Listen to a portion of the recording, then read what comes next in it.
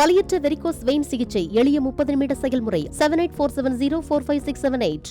Say a few words about brother Sandhanam அப்படின்னா I've seen him for years together from my Vijay TV days.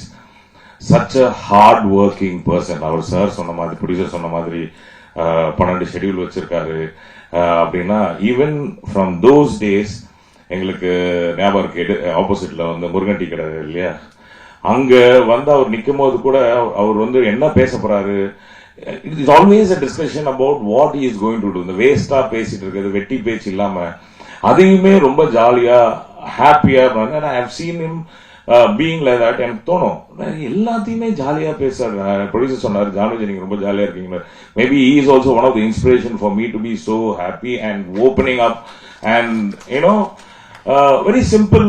Every work goes very light. அவங்க வந்து பேசுறது, the way he present himself is so much fun.